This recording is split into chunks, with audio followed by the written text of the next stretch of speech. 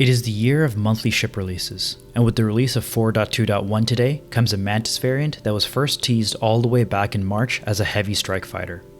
Well, with the weapons of a heavy fighter, maneuverability of a medium fighter, and the survivability of a light fighter, where exactly does the RSI Meteor fit in the lineup of ships today? Hello folks, Space Tech here, and welcome to a review and buyer's guide for the Meteor. The Mantis platform has always been a fan favorite in terms of its design style. Unfortunately, the vast majority of players will have never experienced it due to its primary purpose of interdiction. Not to let a good ship design go to waste, this chassis has now been made into a fighter, so with much shouting about power creep, will the Meteor become a staple of the verse? If I helped answer that question for you by the end, a like and subscribe goes a long way. Let's start off with the tour.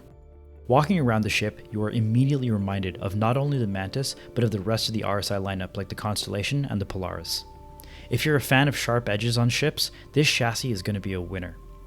Around the front, we have our nice open cockpit view, which stands as a reminder of just how terrible those struts on the Connie are. On either side, we have an absolute gluttony of weapons with those two size 5s sticking out on either side. Along the bottom, you have your missile rack as well as your entrance to the interiors. I will say, I love CIG's new dedication to red lights around sections of ships that are lowering to the ground. The color changing to blue at the end is a nice touch as well. Stepping inside, we get our first look at the refreshed internals that are now shared between the Mantis and the Meteor. Starting at the back right wall, we have our food processor. This is honestly a surprising but welcome addition to a fighter of this size. It's clear from this that they intend for the Meteor to be a lot more self-sufficient and long-range than other medium fighters like the Hornet, for example. Keep that in mind as part of your considerations. On the back wall, we have our first set of components, two size 1 coolers. These come as military coolers by default, which is great if you're looking for maximum performance. Along the back left, we have our bathroom neatly tucked away. Moving forward, we have a bed, which is a huge plus in the verse today. Everything you do in Star Citizen takes time, and just getting to a destination can take you an hour to go from your bed to your final spot.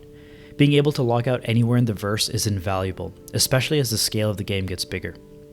Personally, I simply cannot daily a ship anymore that doesn't have a bed.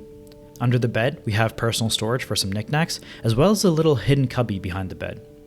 Turning around, we have the rest of our components. We get a size 1 radar, power plant, and quantum drive. We also have access to our fuses here when we need to replace those. I do find it interesting that there's no engineering panel on this ship, considering ships like the Intrepid had one. Moving forward, we have a compartment for future components like life support, which is always great to see since it'll be less work down the line for them to implement it. You also have your fire extinguisher here. On the other side, you get your second size 1 shield. This brings us to the hidden button and compartment. Pressing this button behind the pilot seat reveals a hidden gun locker that raises from the floor. Here you can store 2 personal weapons, a rifle, and it even has some extra external storage. This is a feature that isn't super necessary right now considering you can fly with weapons on your back, but that being said, we won't always be able to do that, and even now I absolutely love this little bit of polish and that extra mile CIG goes for these ships. This hidden gun locker is also available on the Mantis. Finally, we can take our seat in the pilot's chair. Here, we are treated to one of the very best cockpits in the verse in my opinion. I especially enjoy the fact that they were able to incorporate the struts to remind us of the RSI design, while not making them so obstructive that they make flying the Meteor a pain. Now, you can lock in on what really matters, your target. This brings us to the main selling point of the Meteor, its weapons. Starting with the very biggest, we have the dual size 5 bespoke ballistic cannons. At first glance, size 5 bespoke cannons sounds amazing. But I'm here to tell you that it isn't all that it seems. Yes, these bespoke weapons do have an alpha of 1600 damage, but their fire rate is a measly 50 rounds per minute. These are double-barreled cannons and it does seem to fire in 2-round bursts, so you could up that to an average of about 100 shots per minute. The upside to this slow rate of fire is that it'll take you a really long time to burn through the 240 rounds it comes with before you have to go reload. The biggest issue with them in my opinion is going to be hitting light and medium fighters, a common sight in the verse today. A bullet velocity of 840 meters per second is one of the slowest in the game, and paired with its fire rate, you're going to be hard pressed to hit anything beyond a very close range. Overall, I think the size 5s will largely be used against ships like the Connie, and it should provide meaningful pressure, but it is nowhere close to broken or overpowered. If you want some context for how they perform, try throwing on deadbolts onto a ship you already own, and these will perform very similarly. It's also worth keeping in mind that most ships have a 50% ballistic damage resistance compared to only 5% for lasers. Definitely something you should consider when you're comparing it against its rivals.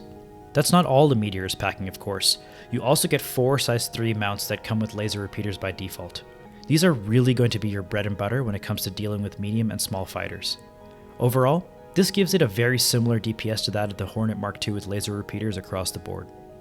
There are 2 factors though that will make the damage feel completely different. The first is the fact that the Hornets can use laser repeaters with a much faster rate of travel, all the way from 1000 to 1800 meters per second. That, combined with the faster fire rate, is going to make hitting your target far easier than it will be to hit things with those ballistic cannons. That brings us to the second factor, ballistics. Not only are you going to be forced to rearm your ship, but the built-in 50% resistance that ships have to ballistic damage cannot be discounted either. Yes, you will start tearing into the hull of an opponent quicker, since their shields will only reduce incoming damage by 50% instead of 100% for energy weapons, but the killing blows are going to end up being that tad bit harder on enemies with their shields down. This is especially noteworthy on larger ships that have huge hull HP values. In addition to these guns, the Meteor does get a wide selection of missiles as well. You're locked into 4 size 2 missiles with the bespoke launchers in the front, but the bottom rack of missiles can be outfitted with up to 4 size 4 missiles. Each one of those can be replaced with twice the number of missiles per size down you go.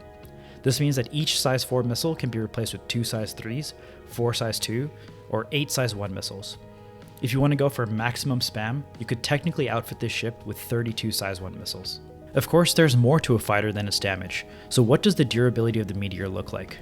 Overall, not great. This was the lever that CIG decided to pull when it came to balancing out the Meteor's relatively high DPS. Ships like the Hornet come with the same 2 size 1 shields, and the Super Hornet comes with 3 total size 1 shields. That would place the Meteor roughly on par with the premier medium fighters. Where the Meteor really breaks apart, pardon the pun, is its hull HP. The main body of the Meteor is the only vital component. If it takes a total of 2,750 damage, it will kill the Meteor. The vital parts of a Hornet also have 2,750 for the nose and body each, and 1,900 for its tail. The fact that it has 3 unique vital parts make it more likely that you'll end up spreading your damage across the different areas, thus requiring a higher total amount of damage to be dealt to a Hornet before it explodes. All this to say, don't expect this to be a tank in a fight. It has specifically been designed to have low durability. Of course, a major component of your durability and damage is going to be your maneuverability. Dodging incoming fire and being able to maneuver your nose to be on target are both vital skills for any engagement, especially PvP. So how does the Meteor match up? Let's compare this to the Gladius and the Hornet. For speed, the Meteor is faster than the Gladius and Hornet by up to 10 meters per second at SCM. This goes all the way up to 250 meters per second faster in nav mode. The pitch and yaw is very similar between the Meteor and the Hornet. The Meteor does have significantly better roll though. The Gladius, being a lighter fighter, outclasses both of them by a healthy margin.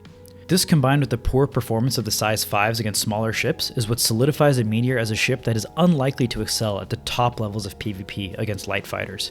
You should be just fine against larger ships, especially in PvE though. When it comes to the ever-important stealth, your largest emission is going to be your cross-section at a massive 14,000. It doesn't seem like there are any modifiers to that right now, but hopefully that will change soon. For now though, this is far from a stealthy ship. So that's the Meteor. The durability of a light fighter, the maneuverability of a medium, and the theoretical damage of a heavy fighter. Should you buy one?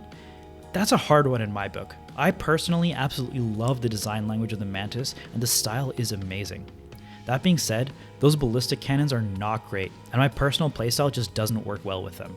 On top of that, for $260, your money just isn't going very far. You could get a Corsair or Constellation for a good bit less money. If you have to have a medium fighter, you could even get a Super Hornet Mark II for $20 less. This is not a bad ship. It's the right ship for the right person, but in my opinion, it's at the wrong price. Please like and subscribe if you enjoyed this video. Take care, and I'll see you in the next one.